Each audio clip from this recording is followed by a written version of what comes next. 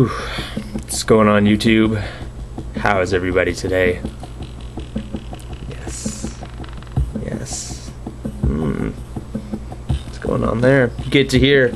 Today I want to review an album by this group called Matmos. The name of the album is Supreme Balloon. It was released in 2008 on Matador Records. If you don't know Matmos is this experimental electronica duo. They're from San Francisco. That's where they used to be based out of. I think they're based out of someplace else now. Not too sure. They're actually a couple, a gay couple named MC Schmidt and Drew Daniel. And they usually release very experimental concept albums that involve things that are about things like the Civil War or surgery or prolific or prominent gay figures throughout history, like all these weird concept albums. And then they go out with their microphones and samplers and record stuff that's not usually associated with music, like haircuts and whoopee cushions and the sounds of people masturbating and famous speeches and you know, the amplified thoughts of crayfish and snails moving on a laser and who knows what else. The sound of people tying their shoes, maybe. I don't know. Anything. Nothing is sacred. And they take these sounds and they chop them up, speed them up, process them, do something to them to make it into like weird electronica music. It's not quite dance music. It's always kind of quirky, strange, groovy, kind of silly, playful stuff that they make with this very heady concept, and then they always stick it throughout. On this album, Supreme Balloon, the whole idea was to make an album without using any microphones at all, just using digital synthesized sounds, computer sounds, using all kinds of like old antique keyboards and synthesizers and brand new technology, Korgs, Pioneers, Rolands, stuff you haven't even heard before, stylophones, VDIs. I got a member of the Sun Ra Orchestra to come around and sing through a tube into a computer. Very odd, very, like if you're really into like synthesizers and antique instruments and just that kind of thing, instruments in general, you'll totally dig this album because there's a whole array of things they've used. There's a whole laundry list of equipment they've used on here without using any microphones, no microphones.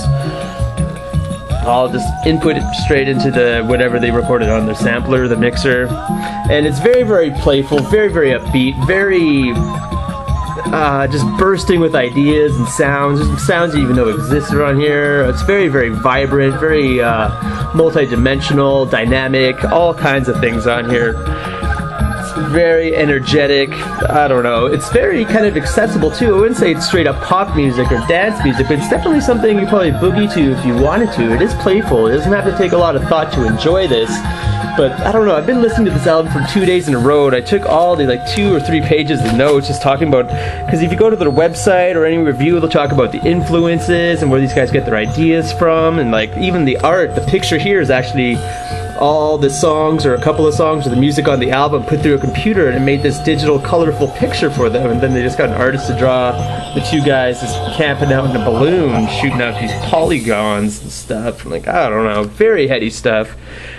Pretty hard to write a review about it, pretty hard to describe, but it is electronic music. It has a lot of squiggles and bleeps and bloops and shuffles and drones and hums and bips. It starts off with all these short kind of poppy songs, just like 4 of them, and then it moves into this kind of more classic Baroque kind of European track that goes on for a couple of minutes. Then it dives into this 24-minute totally ambitious piece. It's the title track, Supreme Balloon. It starts off with just this kind of drony hum and kind of develops and adds to it. It goes on for like a half hour almost, and then it kind of closes out with this ambient stuff. Has a couple hidden tracks on there. But yeah, all kinds of sounds on here. Like I said, lots of exploration of the sounds and with these myriad of instruments they use on here. Like, there is so much going on. I remember the first time I listened to this album, I didn't quite know what to make of it. Like, it's kind of silly. It's kind of sounds like Luc the Bear kind of stuff, or Klaus Schulze a little bit, but not really. Sounds like something maybe out of a cartoon.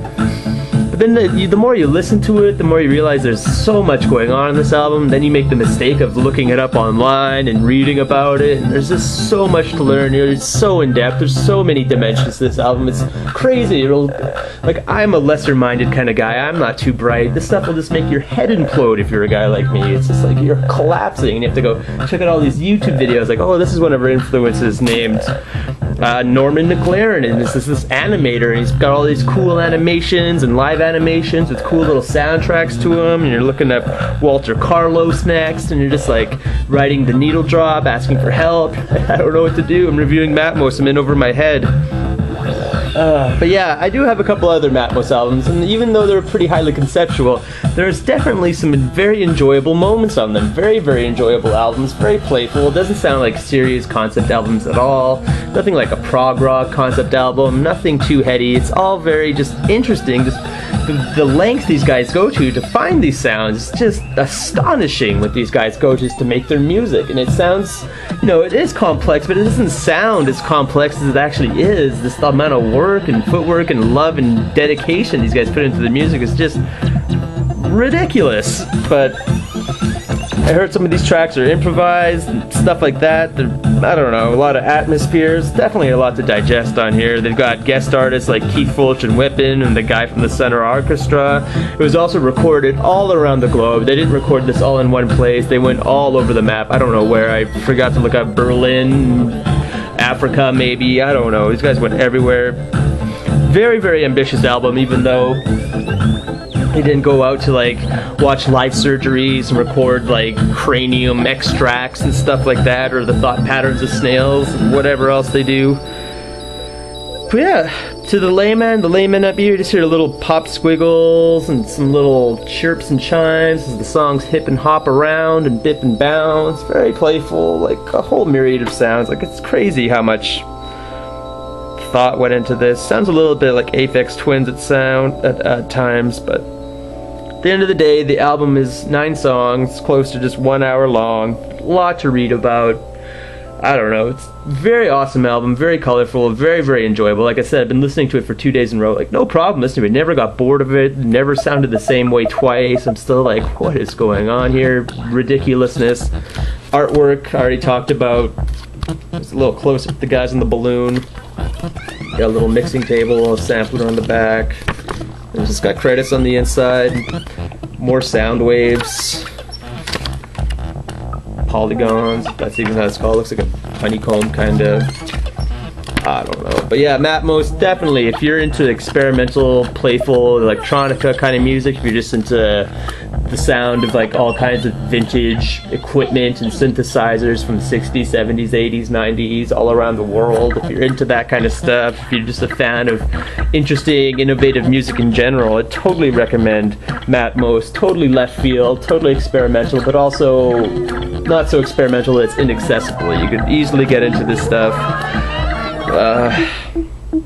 Definitely a very unique, and it only took 2 guys to make this. I don't know. My one gripe is that some of the shorter songs on here, like the longest song, like I said, is 24 minutes. All the rest are like 3 minutes, 2 minutes. Like, they could have been expanded upon and developed a little bit more. This could have easily have been like a double album, but I don't know why some of these songs only got the 3-minute treatment and one song got the 24-minute treatment. It's beyond me. I don't know. These guys are operating on a whole other level of thinking that's beyond my grasp. But Matmos, Supreme Balloon, I don't even know if I talked about the music or the album at all. 2008, Matador Records, wicked stuff. Check it out.